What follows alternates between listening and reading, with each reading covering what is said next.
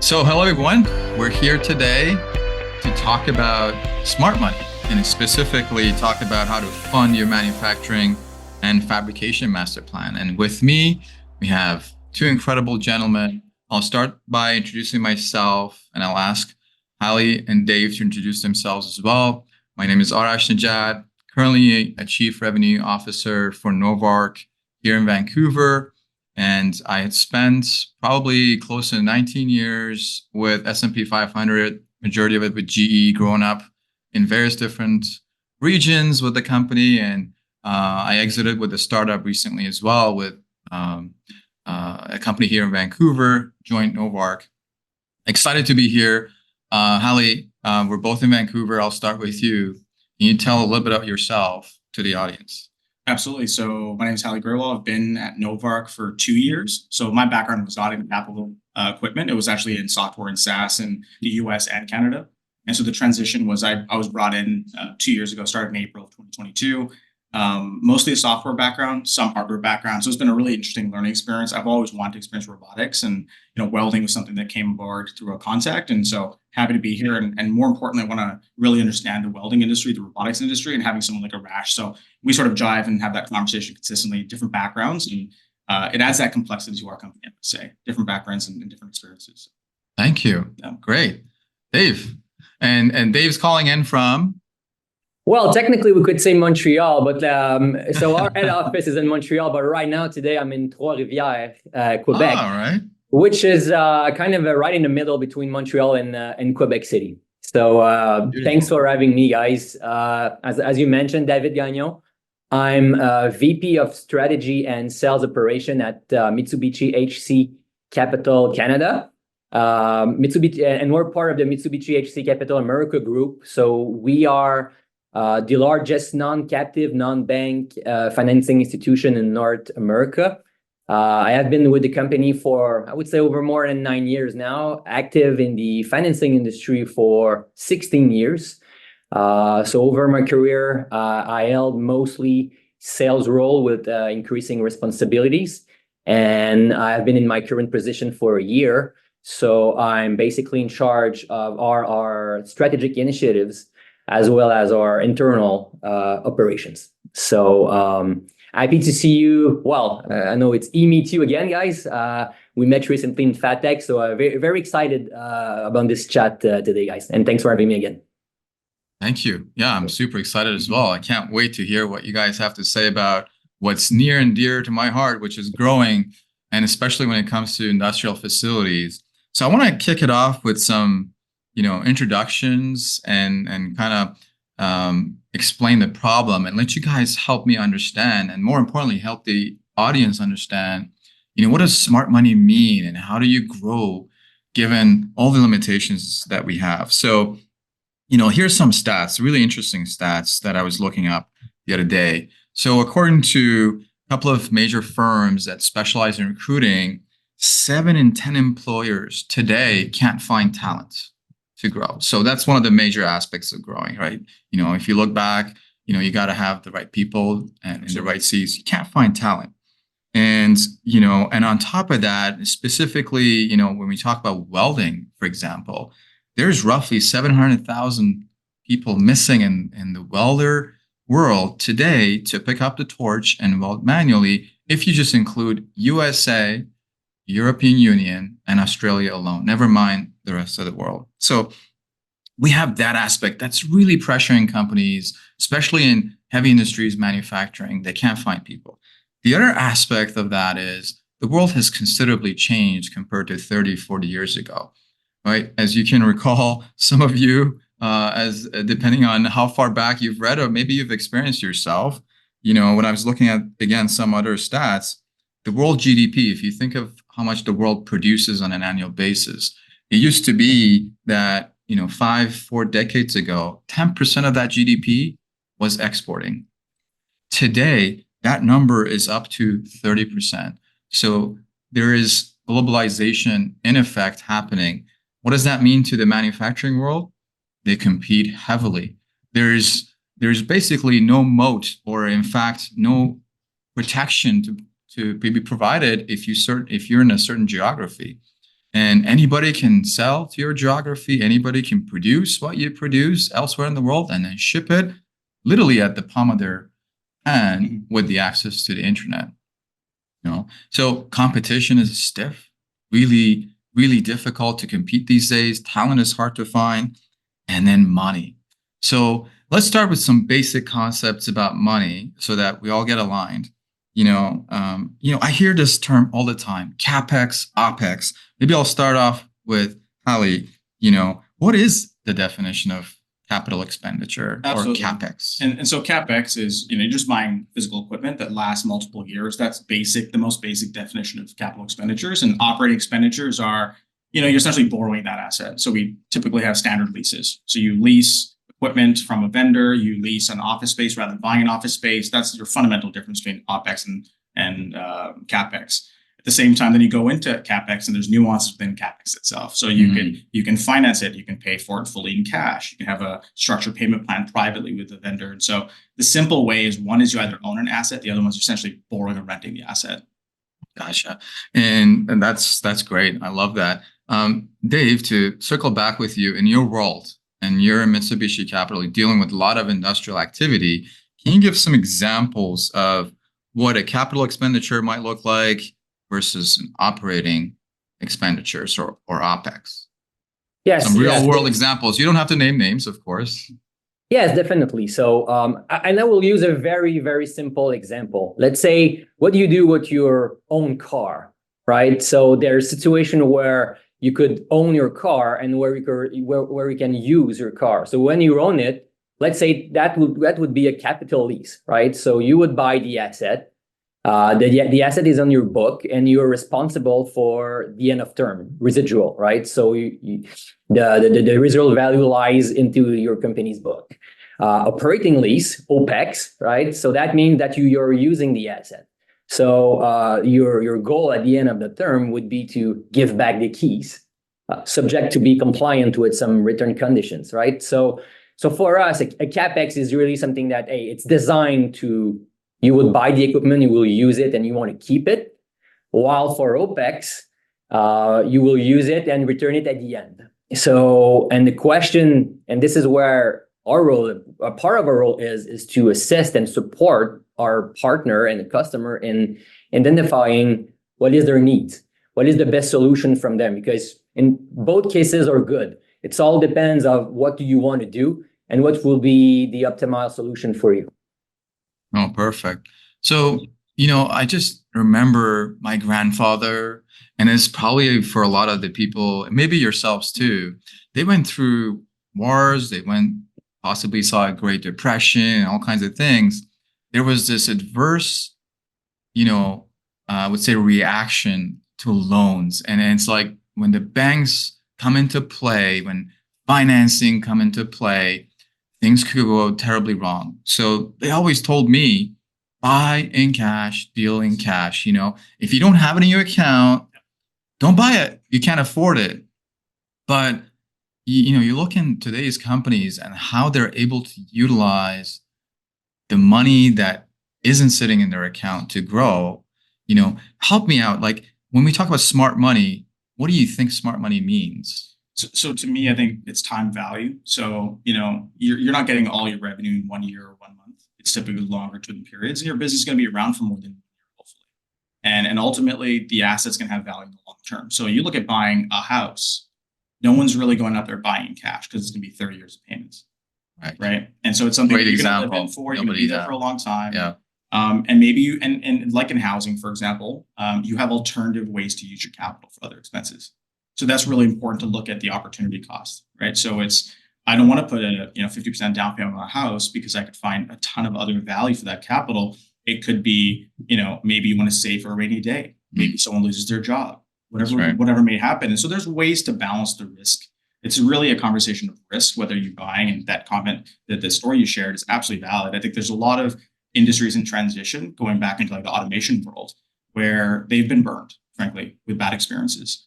And ultimately, I think what it allows you to do is gives you more time to learn to really get that opportunity cost down. So you learn how to, make a robot efficient. You know how to make a piece of asset work for you in your favor. And that's really what it is. An asset has to work in your favor. why we buy housing, not in cash, is we expect the prices to grow positively. But we don't want to tie up our cash. So it's really about not tying up your cash at the end of the day. That's how I see it. That's how certainly most finance professionals see it. And I'd love to hear what David has to say. And Dave and I have talked about this in the past more than a few times, but it's always been that narrative. So Dave, let's say you're meeting this, you're meeting my grandfather. Rest in peace. He's passed away. But he would have said the exact same thing that he told me to you. And obviously you try and tell him, no, you need to deal a lot smarter with your cash. What would you tell him in response to that comment that, hey, I only buy what I have in cash? Well, first of all, I would say to your grandfather, this is not wrong, but I will also tell him that. So there's a notion of financial leverage that everyone, I think, should know.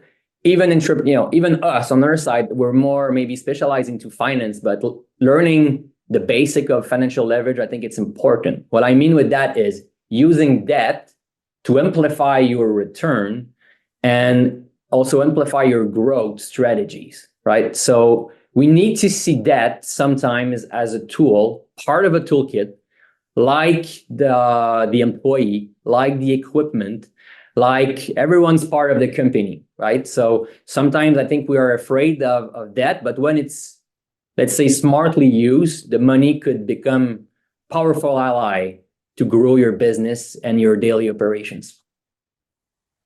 Perfect. Thank you. That's great. So Hallie, if I were to use that housing example, because you triggered something in my mind. We do this day in, day out. Absolutely. We go get mortgages. I actually have never heard anyone buying cash around me. Maybe they have, but in reality, the most common thing is you go to the bank, secure a loan. And so let's use that example that Dave said in the concept of housing, because everybody deals with it. Let's say I'm a builder, and you guys are much better with numbers than I am. So bear with me and correct my math if you can, or if you want. And it takes me $500,000 to finish that project from start to finish. I've calculated it, and I'm going to have that cash in my account, maybe an extra 10% just to be on the safe side before I start the project. By the time I finish, let's say I sell that for $600,000 and I make $100,000 in profit. But in today's economy, I happen to see 5 other lots, and it's a very growing economy. I have the opportunity to potentially build not just 1, but 5 homes, but I don't have the cash.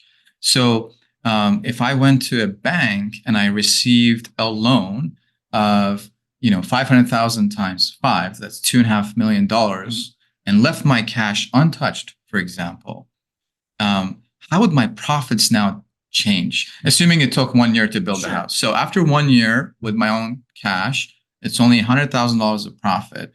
And I went to the bank and I secured, let's say, something easy, like a 10% loan or whatever you want to use, something super high. What would my profit now look like after 1 year? Yeah. So with leverage, I think the key to remember is to leverage correctly, not over leverage. Whether it's housing or assets, I think the key thing to remember is there's an appropriate amount of leverage I think that most individuals can take on. So your example of, maybe what you're doing is you're renovating a small condo if you're doing it all in cash. It's $500,000. You put in a couple $100,000 and you can sell for $1 million. So you make a little bit of money, maybe $100,000 net of all fees on your core. But I think the key concept is, you said there's 5 extra lots. If you over leverage, you're going to go and use that cash you have and buy 5 lots. And that might be too much work. And that's where you get into danger with leverage, is you just got to be careful to say, protect yourself as much as you possibly can, but understand it is very much like a tool. And to David's point, all tools can be used for multiple purposes. For the business, against the business. And so if we go back to the example of housing, it's you buy what you need, you don't overbuy. And there's a way to grow sustainably with leverage, but without leverage, your growth strategy might be slow. And with a little bit of leverage, it might be a little bit higher. With a lot of leverage, it could be really, really high. But the thing to remember about leverage is it increases returns and it increases losses. And so the reality with all leverage is, like to David's point, it is a tool. And if used appropriately, it is to your benefit. And if you use it unwisely, it can be very much something that's detrimental not only to you and your business, but ultimately the long-term prospects. And so it's It's something that, look, speak to a financial advisor. It's always great to speak to people around, map out your cash flow. It's why we, Dave and I, when we first met back in August of last year, we really started having a conversation consistently. It's this continuous understanding that leverage is just a tool and it's a risk. We recognize that risk openly, but we just see it as something you need to use appropriately. And being very clear that as long as it's not used inappropriately, it is very much a enhancement to any business. And that's how we see it as well. Right. So in the form of increasing profit, which is a great point, risk versus reward. I take no risk. I walk away with $100,000. I take great risk, borrow $2.5 million. Correct. I have the potential of walking away 5 times 100,000 that same year, multiplying my profit by 5 times, minus the interest cost, which will be honestly minimal at that point. Assuming it's zero interest, but the opposite also exists. Yes. So the chance of you put in 500,000, you can wait now. So you can wait for an economy to come back, things to turn around, and get your profit. You may not get it today, but you get it in 2 or 3 years. That's right. If you take leverage now, the difference is no longer your business. Okay. So the bank has an incentive, others have an incentive, and that's where it's being mindful that you want a relationship, and you could lose not only just that money, but more. Got it. Excellent point. So let's talk about risk and reward.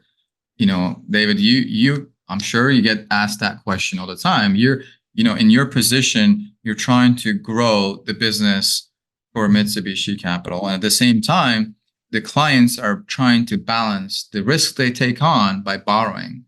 So what do you tell someone, or how do you start that conversation of balancing the reward they get by borrowing from you versus the risks? That's a good question, right? So what's important, again, and I think I mentioned it earlier, is what is your need, right? So because the first reaction to when you want to borrow is it's going to cost us interest, right? So I don't want to pay interest. So because, I prefer using my cash, I don't pay interest, etc. So there's a difference, and most of the entrepreneurs, SMEs, in the country and in North America, what we realize on our side is they're looking for the structure even more than the cost related. So you need to analyze your project or your situation based on the ultimate return. So of course, cost of interest is part of it. It's part of the equation.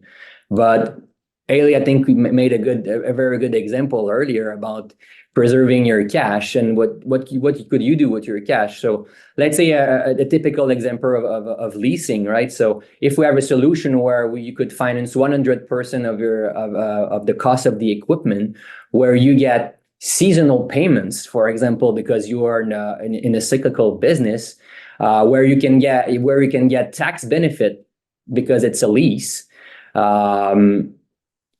And where you can also, let's say, replace and upgrade technology every 3 or 4 years, because it's an operating lease where you could, again, give back the keys at the end. What's that worth for you, right? So my feeling is that most of the time, that's worth the risk and that's worth the cost of borrowing money, because again, at the end of the equation, it's highly positive for you. Right. Would you like to add to that, Hallie? Yeah, I think everything you do in your business is risk. It's the customers you take on, it's the relationships you have, and ultimately, I think to David's point, cash inflows and cash outflows. That's all we're really talking about here. At the end of the day, it's having some cash available and recognizing that and at least the relationship we've had with Mitsubishi as a business, not to go sort of too into Novarc itself as a business, but the relationship has been focused on offering customers an opportunity that, the collateral is just the asset. And so if you have other debt lines, credit lines, it's the flexibility. So not just the cash on your balance sheet, it's using your cash for other uses, being able to pay salaries, being able to handle a downturn. It actually creates the flexibility, because if you do buy an asset fully in cash, and let's be clear, most vendors do not give you the cash back if things are bad. You've already paid for it. And so it's always being aware that creating as much flexibility for your business is important.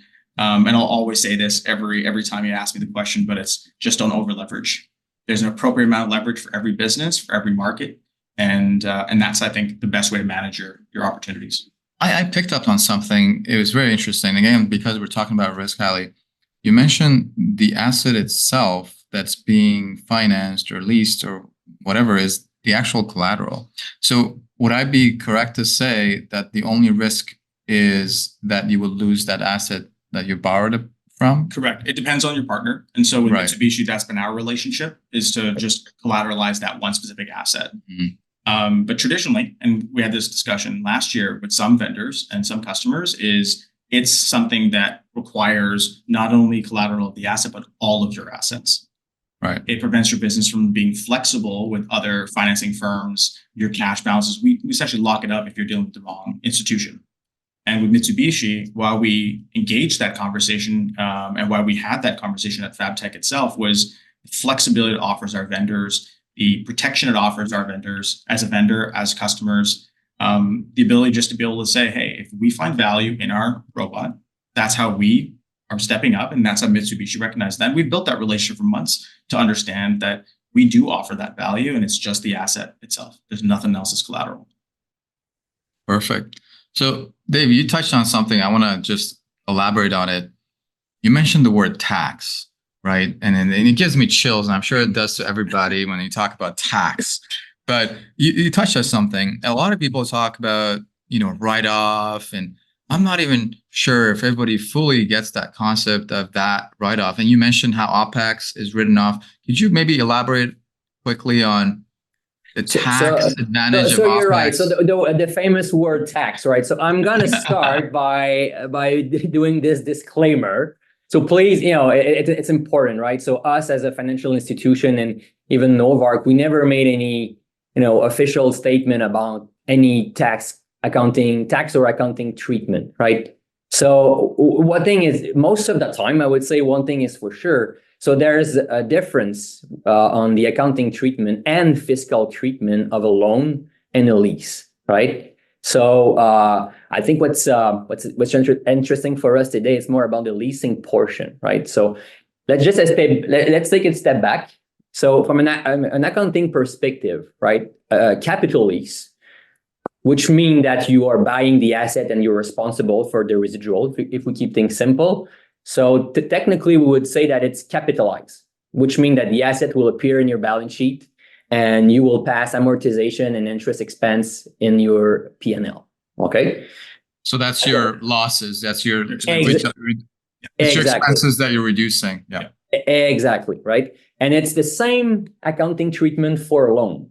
Where it's different, it's at the fiscal standpoint, where you can deduct in the lease your lease payment from your P&L, but only on the fiscal side, right? Operating lease, it's different. There's criteria, there's rules to qualify. We won't get there today, but let's say you respect the rules. So that means that instead of appearing into your balance sheet and your P&L, amortization and interest, your asset technically going to use it. So that means that's going to appear as an expense, right? So that's opens you a lot of interesting stuff. Again, that means also that this will appear as you will be able to deduct your lease payment from a fiscal standpoint. Again, but that also means that you could return back the equipment at the end. We discussed that before. But that can help you as well working with your banks, okay? What I mean by that is sometimes what your bank will do, first of all, I'm going to take a step back again, and I will say that I'm a financing lender, but I'm the first to realize that as an entrepreneur, you need to work with many partners. Not too much doing the same things, but I'm a fan of, try to have one specialist per main areas, okay? So you need someone on the short term, your working capital, your operating. I think you need maybe someone on the real estate, someone that will help you maybe if you want to grow your equity, right? And you need equipment finance partner who are specialists such as us, right? So I think it's important because if you rely only on your bank will always, most of the banks, I would say all the banks want to support you, but at some point, they're risk averse, right? So they will say, perfect, I'm going to follow you, but this year, don't buy more than $500,000 of equipment, right? I don't want to see your balance sheet increase too much, because we need to be careful. You're growing, right? So, and I want to stay in my position. That's not bad. That's normal. Every financial institution tries to protect itself and manage its risk. So this is where it becomes interesting, where first of all, if you have other partner, you can diversify. But if you go and use your asset and put it as an expense, well, for your bank, it's not considered as a capex, right? So it will not appear at your balance sheet. That's a big advantage. And as long as you deliver the results, the bottom line, your bank will be happy. So that's a big advantage of also the OPEX or the operating lease. It's the accounting and fiscal treatment. Right. I'll just add a piece that it's about the flexibility it offers the banking institutions themselves, and specialists are important to have. I think there's people who understand how to David's point, how to structure something so it appears correctly for everybody else. I think it's very important to have the institutions that understand the space, and at the same time, given that Mitsubishi is a partner and not just a bank or a financial institution, they can work with you, and that's why we built our relationship with Mitsubishi in the beginning as well. Yeah, very unique and very interesting. So let's jump and make it a little more complicated, the conversations, and dig a little deeper, especially in manufacturing. I want to again point to a stat I was looking up the other day, and in the heavy industry, world across every economy, you see the capital expenditures drop dramatically. And in fact, S&P Global has a publishing now that says in the last 10 years, the capital expenditure in heavy industrial activities has dropped by 40%. Now you compare that to the capital being expensed or spent outside in pharmaceutical, or you've heard of AI, it's through the roof. So all these heavy industrial activities are spending less and less and less, and or there is less money to be spent, I should say. And we talked a little bit about financing, but the world is not stopping. The world's growing. We talked about competition. We talked about lack of access to labor, and all that money, the cash that sits behind oil and gas firms, mining firms. Think of heavy industrial activities. It's going away. Yet they're generating a lot of income. They're in fact increasing their revenue one bit at a time. So first, I want to hear, Hallie, I'll start with you, your opinion as to why that cash behind the capital has dissipated 40% over the last 10 years, even though they're being asked to, grow and generate more income or revenue. Yeah, absolutely. So I think the start and ultimately comes down to is the capacity has to get created somewhere in the world. And historically, we've created capacity in other countries. To your point about exporting and being importers now in North America, for example, net imports of certain assets, we've just simply exported the production of those assets overseas. And I think that certainly it's very true for the last 30 or 40 years that it's been a market that's been driven by creating capacity elsewhere for cost or price or other things. But I think, events of the last 3 years have certainly made it very clear, and whether it's artificial intelligence in chip manufacturing, or it's simply just, that the notion of reshoring has become so important to stabilize supply chains. And I think that we are still in that wave. I think that we had an exuberant 2021 and 2022. And so you saw some sub-industries have really explosive growth in spend, and others, to your point, probably had a reduction in capital spend. But certainly as we look at aging infrastructure, you can rely on infrastructure for so long. We had a boom in the 50s and 60s in North America of construction. I think we're on the tail end of that now, where, we may have gotten away without investing in the past, but there's all these, sort of tailwinds pushing us in one direction, saying, okay, we need to reshore manufacturing for structural stability in our economies. We need to build, in Canada, certainly in the United States, and where we live in Vancouver, British Columbia, it's very expensive, but when we build more housing, we need more roads, we need more pipe, we need more hospitals, hospitals, et cetera. And so the infrastructure has to get built. And we've simply just perhaps, kick the can down the road for 40 years. And so as we start manufacturing and having that conversation, that's where we see the change is at a macroeconomic level. Certainly from a personal perspective, that's where I look at the macroeconomics is sort of very much in our favor into 2024 and onwards. is we need to build more.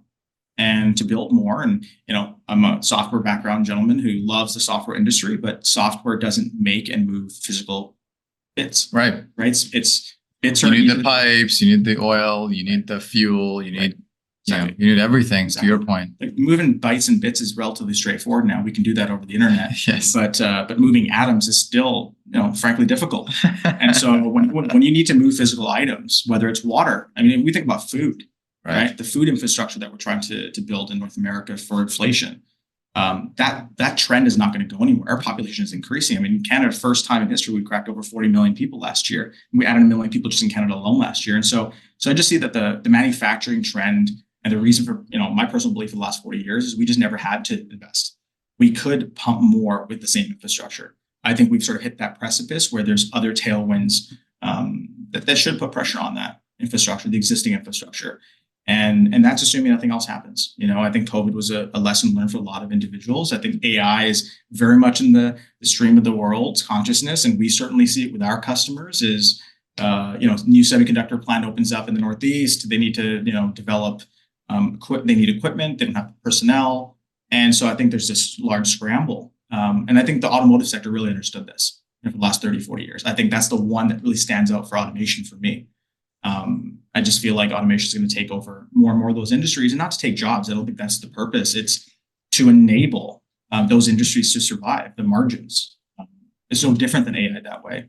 And so we've got some tailwinds that really are going to push manufacturing back in North America. Logistics are important. I think there's still a movement to quality. I think people want to be just in more control. Yeah. Oh, very good. So what you're saying is, even though the capital expenditure, money being spent in heavy industry has dropped, there's only so much you can kick the can down the road. At some point, it needs to pick up and come back due to, as you pointed out. You look at cars. Yeah. If you have a vehicle, you can have your car for 10, 15 years, but your maintenance cost is going to go up over time to maintain that car. And eventually, at some point, you just buy your operating expenses. And I'm an avid car lover who would love to keep driving my car for as long as possible. But, your repair bills start adding up over a period of time. Like, okay, I need to go buy a new one. Absolutely. Okay. And David, do you agree with that opinion? Yeah, totally. And if I could quickly add something. So, and we see on our side, right, with our portfolio across North America, we definitely see a trend where consumer are looking more and more to adopt that new cutting edge technology, right? So we are hearing about that in every trade show we do. So I think as a tailwinds that Ali was mentioning, I think I cannot agree more in that. I think going forward, that's going to be a step to, as you mentioned, to a kickback again, and we will need to reinvest. So, but I could just reinforce that with what we're seeing in the market and the type of request, the type of project and files we're working on. Technology is on everyone's lips right now, and hey, how can I upgrade to be more efficient, to produce more, and to and to generate more ultimately. Yeah, perfect. And actually, that leads us to the second part of this discussion is, we talked about, lack of ability to get the talent you need. We talked about, hey, money is scarce, and it's expensive, with interest rates. And we also talked about the globalization effect. You brought up another good point is, hey, we've kicked the can down far enough. There's going to be a time where it's going to take off, meaning there's an opportunity for all the manufacturers, whether it's reshoring or et cetera, to have to grow rapidly to take advantage of the opportunity. Of course, looking at your risk and reward balance. So automation comes into play. I mean, you can only hire so many people. You can only grow so far within your buildings and lands. So how do you get more out of what you got? But tell me a little bit about, Hallie, I'll start with you again. Or maybe I'll kick it off to David. This is business day in, day out. How do you leverage finance? Tell me more about, using financing to grow your manufacturing, to grow your ability to be able to produce more. Yeah, I see two things again, right? And this is all discussion that we already had at the beginning of the call, but let me reinforce that. First of all is the financial leverage again, right? So you are at a point where if you need, even if you're a smaller company, where you need to make that investment, right? So you don't want to limit yourself saying, hey, the equipment cost is $500,000. I cannot afford it. I will not buy it. So if you don't do that, I think you're condemning yourself to stay in the stable position, right? You will not grow. So by using again the debt as a tool, there's possibility for you to upgrade and quite quickly the state of your business. And again, I think I'm repeating myself, but if it's not, your bank is an ally, but equipment finance company could be a sort, right? So you're kind of not putting all your eggs in the same basket. You will use different sources to fund your project and be more competitive, right? So that's the first step. Second step is, I think we are in a period, and I only mentioned AI, for example. So that's just an example of how fast the technology is evolving right now.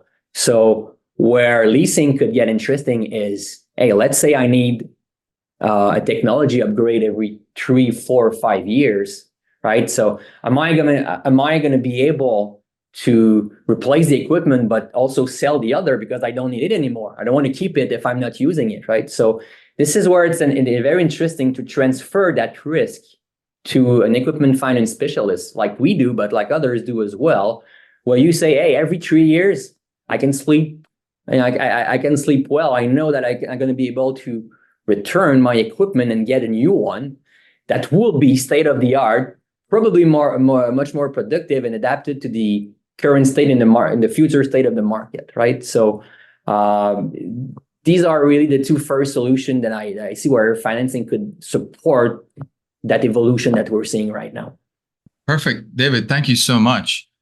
Ali, we wanted to say something. Yeah, I'd just like to add, I'm a big fan of sports analogies overall. And I think what I'd like to add is, it's how many bats you get, and maybe a football analogy, because Super Bowl just happened. It's how many throws you get. My favorite team lost, so I have very mixed feelings. So you're not fans of Taylor's boyfriend, unfortunately. But I think the conversation broadly around, how many downs, how many opportunities you get. And if you use up all your cash in 1 year, you don't get the flexibility in the future. You may, choose to take on the wrong job. And so ultimately, the ability to survive long-term is the ability to use leverage in the right way and using debt in the right way. And so you have opportunities over years where some are going to be great deals, some are not going to be great deals. So think about your customers, some profitable, some not so profitable, but it's ability to not have to bet on individual deals. So think about a football game, right? You may not get it on your first down. You may get a couple of yards in your first play, but you're just trying to win the long game. You just need to get to the other side of the football field, frankly. And so that does take time. And so you need the ability to learn from your mistakes, see what's working, what's not working for your business.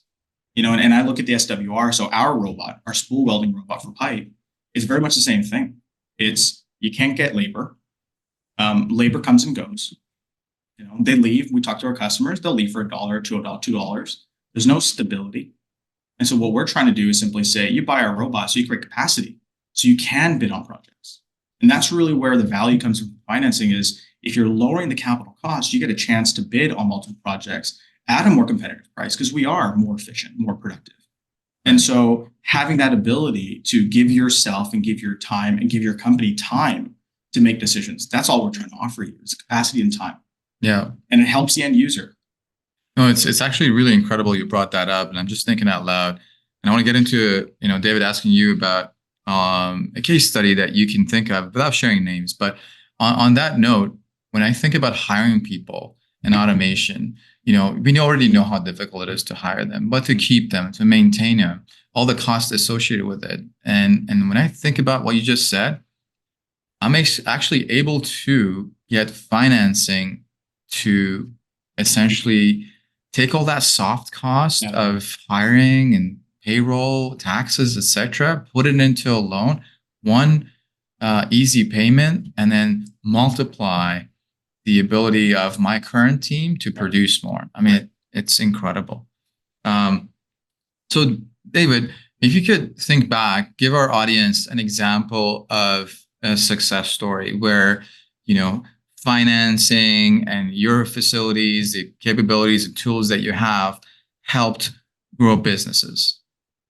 Yeah, but and if it's okay, let me maybe talk about what we do with OEM, right? With manufacturer, and we serve both, right? We serve OEM, but we serve also end users. I think we have been talking a lot on end users since the beginning, but we also support manufacturers and distributors. And at the end, when we do that, we also support indirectly the end user. What I mean by that is it's simplicity, right? So what's important? So I think we spoke for the last 45 minutes about financing. It's not the devil, right? It's not that complicated finally. So our approach is always, your experience towards borrowing money needs to be simple, quick, and easy, right? So just setting up programs with distributors, and I don't have a specific one that I want to mention. It's more a series of it, but that's our approach, right? So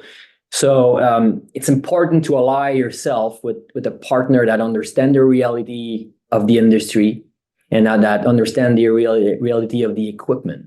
So what we do, we have a programmatic approach to financing and not case by case. What I mean by that is when your customer will arrive at your facilities and wants to buy your equipment, again, financing needs to be a tool of the equation. So, of course, your salesman will talk about the capacities, the productivity. That's perfect. But at the end, sometimes just to switch it, say, hey, by the way, here's a financing solution. It's already been discussed. We know the asset capacity. We know the residual if needed. It's all been already set. So that means that and you don't, and depending of the amount, we don't even need your financial statement, right? We're just going to do a quick check on you, and you know what? We're going to deliver you the equipment as soon as it's ready. Instead of passing by what I call a case by case approach, where so you're buying that equipment. Why? What does your equipment does? Why? Where do you buy it? So you're losing time and you're losing momentum in your equipment sales as well, right? So again, my example is more what we do is we create programs that are custom built, which enables you to just finalize the sale and say, hey, you know what, Mr. Customer, that's going to be easy for you, right? Financing, it's not the devil, sorry, but it's easy, and it's a tool in your equipment acquisition. So we have multiple cases like that, and where we help OEM sell the equipment, but also end user acquire the equipment like within a 48 hours turnaround. And I think that supports the whole chain of value of the equation. So you touched on really important things. Compared to a commercial bank, it's an easy process. I'm not having to explain what I ate last night, what I drink every day, or what my plan is in terms of meal planning for the next 5 years. It's quick and easy, but also the transaction becomes super quick because of your relationship with OEMs, and in this particular case with Novarc. So from an end user perspective, think of all the customers that you've dealt with, and is there a success story of how they leveraged financing to grow? Yeah, absolutely. That you can think of? And I think it works in so many industries, not even just automation or robotics. I think it's even more important when you're having these large capital pieces of equipment. In a past life in software, you can use a level of debt to grow rapidly if you invest the debt correctly. And that's really what it came down to: is why are you taking on the debt? Why are you getting financing? Is if you have a plan in place, you can be very successful. And as long as you have some risk tolerances, you're very safe. And working with a vendor last year, we had that conversation, which was, they had a line of credit, very productive line of credit. The push to them was that line of credit can be used for other expenses in your business. You don't need to use that line of credit for a robot, for example. And it didn't make sense. And maybe in that case, it depends on case by case. Obviously, it's going to always vary a little bit. But there was someone we were dealing with last year for a robot, and that was a conversation: is you have a line of credit, you have debt, but there's other opportunities and alternatives out there. And so what we talked about in the beginning was around just don't over leverage, have flexibility. The football analogy, survive long enough to get another play in, maybe 2 plays in. The clock runs out on all businesses, frankly.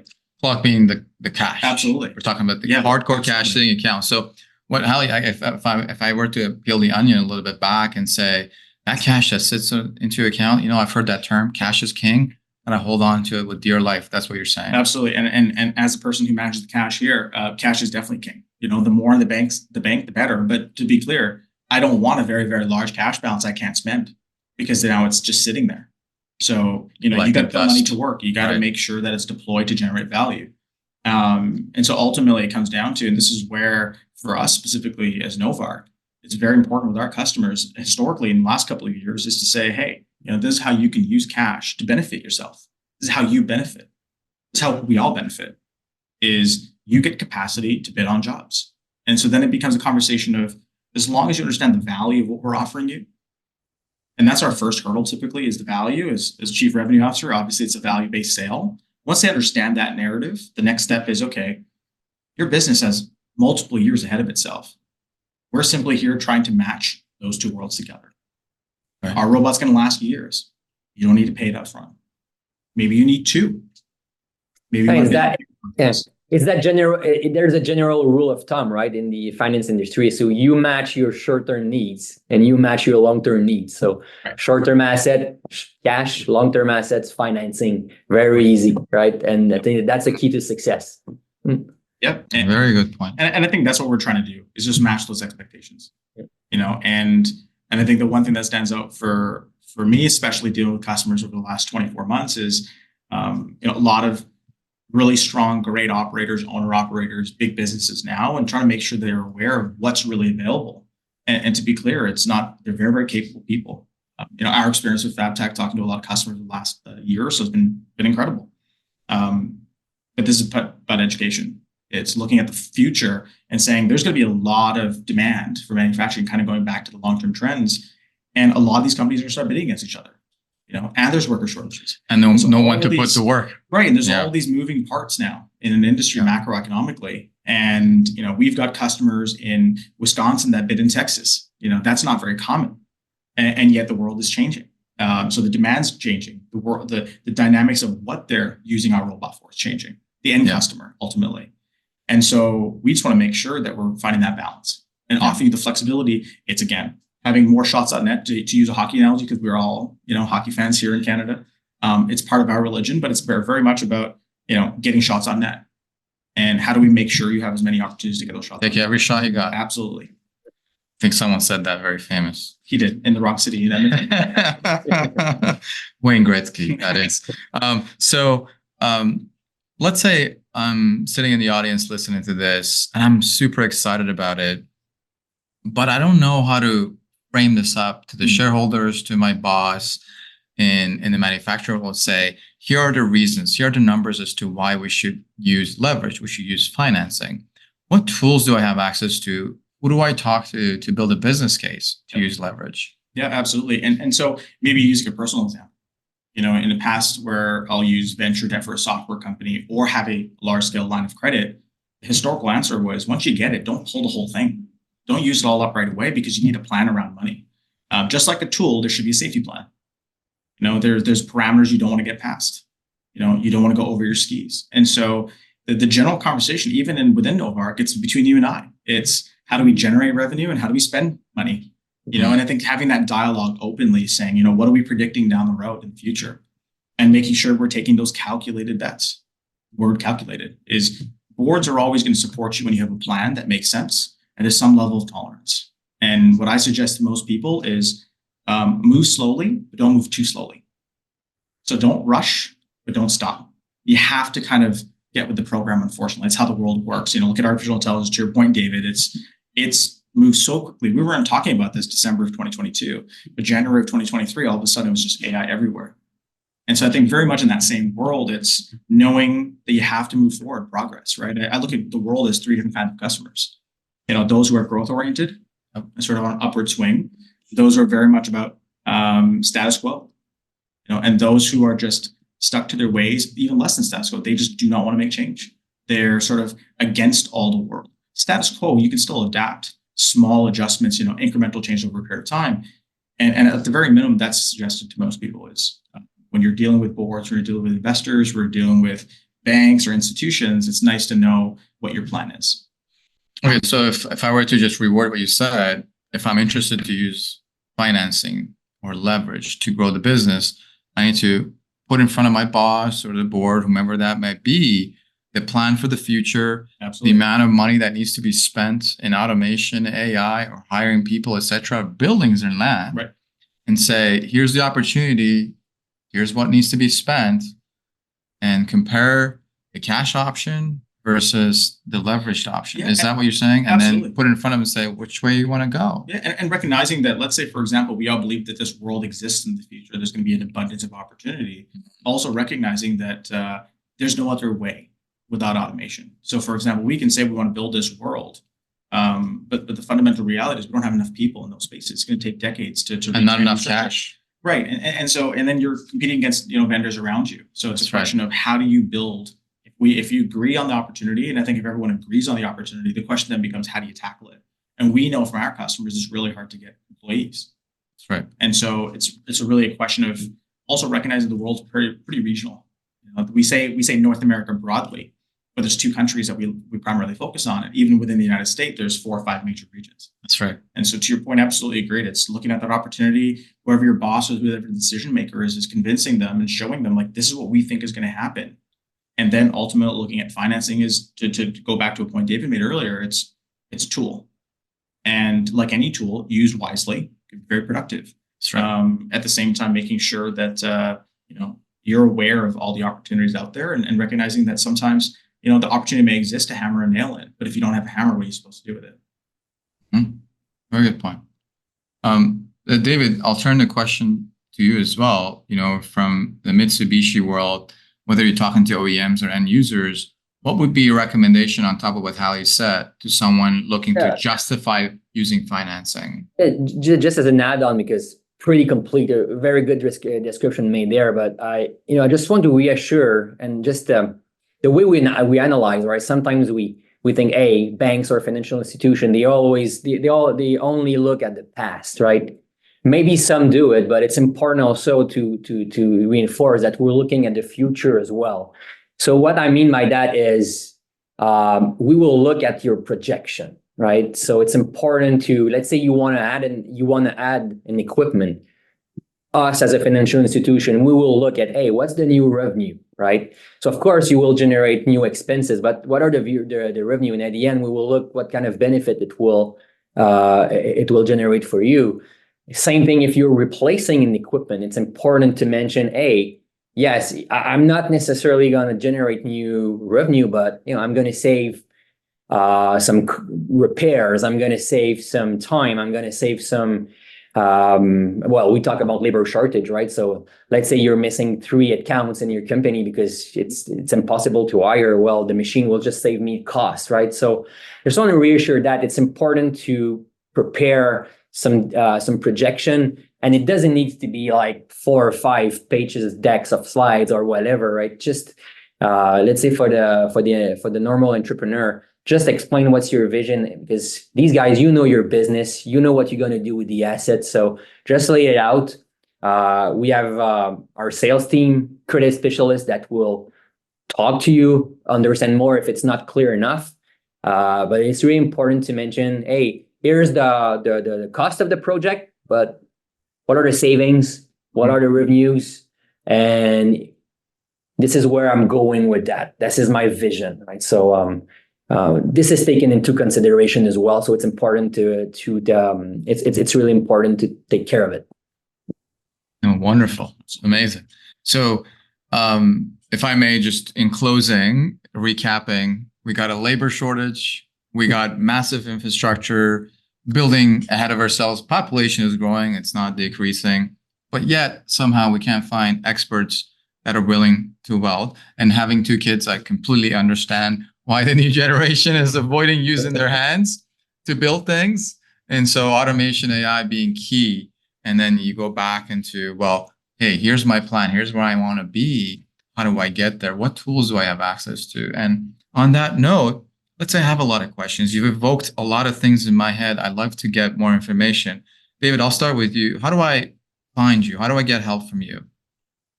Good. So we have in Canada, we have offices across the country from one ocean to the others. Same thing in the US. So we have our website, obviously. We are also very active on their social network. So I would say our Canadian resource, Mike Ong, would be the perfect contact person for any of your customers, definitely. But it's not a one-man show, if I can say. That's not how we work. So at Mitsubishi, we are we have custom approach, customized solutions. So we are partner. I think you mentioned it earlier. That's really important for us. Our approach is not transactional, is relational. So we want to do your first deal, but we want to do your second and third, and get kudos to you if you get your milestone of reaching X million of dollars of revenue and X million of dollars of profit. So I would say again, yes, there's Michael Ong, but it's all our team of specialists that will assist you in your business endeavors. So perfect. So sorry. Yeah, no, I was going to say to the audience, we'll get that all sorted out, posted in writing, so that people know. Yeah. Ali, if someone wanted to reach out to Novarc and understand how the spool welding robot and financing go hand in hand to help them grow, where do they go? I mean, certainly the best way, if you're on social, is reach out to us on LinkedIn, reach out to us on our social platforms. That's the best way to get in touch with the business. And, our job is to make sure, beyond financing or operating or any finance conversations, it's nice to make sure you have a need. Okay. And so, Arash, as Chief Revenue Officer, we have, sales reps across the United States of America and Canada. I think the first point of touch is go to our website, reach out to us, and we're happy to reach back out to you and see what the need is. And once that need is qualified, I think we'd love to have a conversation broadly and say, okay, well, what projects are you bidding on? It informs our ability to understand the industry, because, we're a tool in so many different industries. That's right. From oil and gas. And so oil and gas all the way to fab shops that are dealing with AI data centers. We're right in there. Yes. And so, companies that are trying to leave the world. That's right. We're part of those businesses as well, multiple of them. And so it's a question of reach out to us on social. Get on our website, really understand what we're offering, and we're happy to explain. Perfect.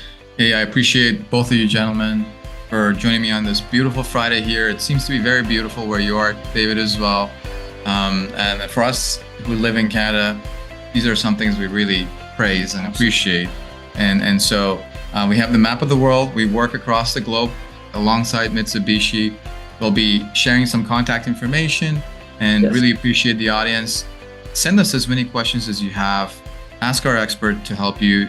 There was a lot that was said in today's call that, some of them were deep into accounting, some of them were deep into finance, and you're not alone. That's the point of this. And so we'll continue to provide more information as required. Thank you, and have a wonderful rest of your day. Thank you. Thank you, guys.